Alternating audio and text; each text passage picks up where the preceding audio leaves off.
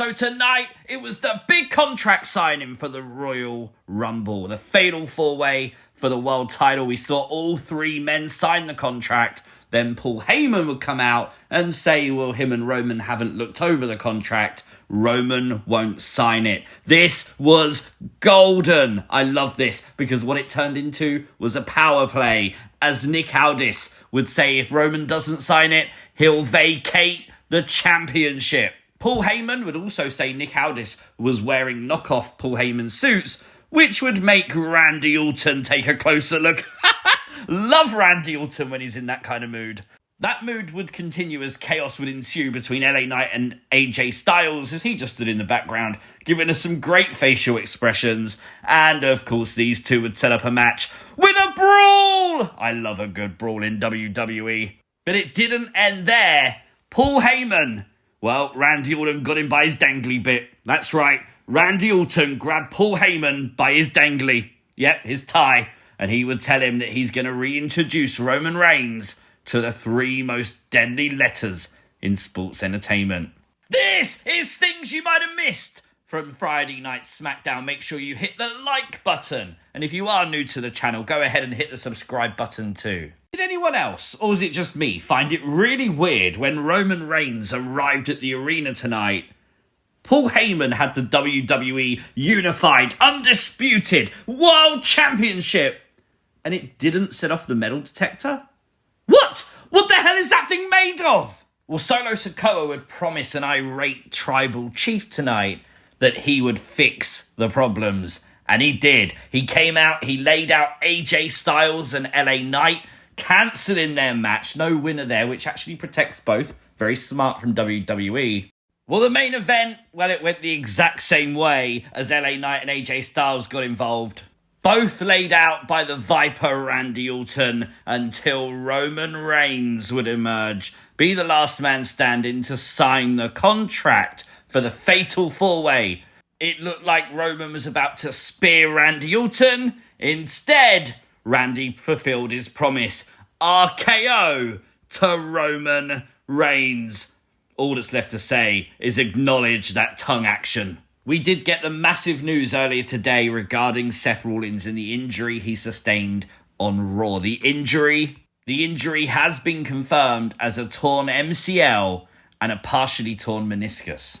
Really sucks to hear that. We did do a video on the channel earlier about the possibility that Seth may have to vacate the heavyweight title. He's set to address us on Monday Night Raw, so we're going to find out Monday. But if you want to check out that video, make sure you do. It's on the channel now. Yes, boy! It happened! Pete Dunne is back in WWE, the Bruiserweight, in all his glory, name as well. Officially a part of the WWE roster. A lot of people will say it's just a name, it doesn't mean too much. It's the presentation, it's the feel. And Butch was okay. Butch was acceptable. Pete Dunne is brilliant. He's a character that's willing to dissect every limb a person has and literally take pleasure doing it as well. Which is exactly what he did tonight to Pretty Deadly, and by the end of the night, the fans in attendance loved it. And I love the fact that Pete Dunne just didn't care. And this is the character. This is the character of Pete Dunne. He can beat someone up, doesn't give a damn, move on to the next person. And at the same time, you've got Tyler Bate, who's a newbie to the main roster, and you're still giving him exposure. Great, great, great. Massive dub for WWE. Question is, Monday, we find out a lot of stuff apparently about 2K24. The announcement is coming. We don't know what it is. I just hope Butch is called Pete Dunne. You know it's going to be out of date already, don't you? Oh, no. But yes, that's happening Monday. And if we don't do a video on it, we'll definitely be talking about it on Raw's Things You Might Have Missed. Pretty Deadly would blame the loss tonight on the fact that Tyler Bate they were prepared for. They were prepared for Butch. But who the hell is Pete Dunne? I love the fact they're trying to say he's a completely different person. Love it. Never change, Pretty Deadly. Never. Talking of changing, Kevin came in like a wrecking ball. As Kevin tonight would have Logan Paul as a guest on the KO show. These two will collide next Saturday at the WWE Royal Rumble Premium Live event. Very excited for this match, even more so after this. I love the throwback to WrestleMania 2021. Owens stunning Logan, Logan being pissed about it, but while he bragged about being a billionaire on paper, Kevin Owens would shoot on Logan Paul, basically saying that Logan's protected. There's a lot of stuff that Kevin can't talk about. There's a lot of stuff shady with Logan Paul, we know that. It would all end, though, with a fired-up Kevin Owens getting knocked down by Logan. Owens wouldn't stay down, though, and he'd taken the cast off his arm, and Logan focused on it. Kevin Owens hurt before the Rumble. Does that lessen his chance to beat Logan Paul? Just an FYI, I received this double pack of Funko Pops today. Edge and Kane. Edge from the World Heavyweight title period, and Kane from the Attitude Era with the championship. Now, I had no idea this was even out. I had no idea this was even a thing. Never seen promotional material for it, anything like that. I'm assuming because Edge is in AEW, but it exists. Go get it. Bobby Lashley and the Street Profits tonight would issue a challenge to Karrion Kross's new faction, the Final Testament, to name the time, name the place, and let's do this. Later in the show, they did respond. The Final Testament had like a backstage vignette where they said, next week we will meet in the ring and it's all going to happen then. So next week, that sounds pretty exciting. There was also this at the end. Now, obviously, Pride goes before destruction.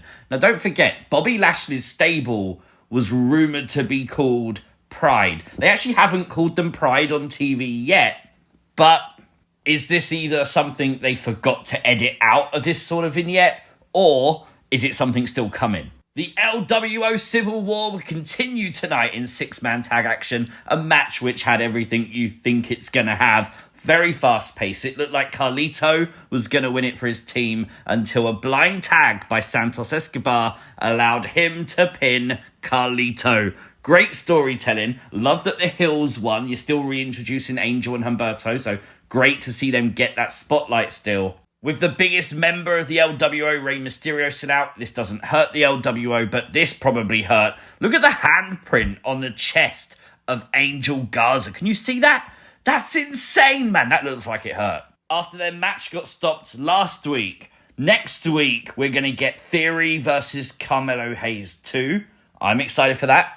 And also next week, the Kabuki Warriors will challenge for the women's tag team title belts. This is after Kayden and Katana defeated the Unholy Union tonight. The Kabuki Warriors were then posing with the tag belts, and of course this match was set up. Now, I'm okay with Kayden and Katana winning, but they did it super quick, man. What are we doing with the Unholy Union? When you've got characters that are presented like this, and the presentation's perfect, and then you just have them lose really quick, and that's it. Now we probably won't see them for weeks. Why? I really enjoyed tonight's show, minus the women's tag title match, just because of what I've just mentioned. But very fun indeed. 7 out of 10, very fair. If you are new to the channel, hit the subscribe button. Let me know your thoughts in the comment section down below. Don't forget to like the video, share the video, and I'll catch you next time. Peace!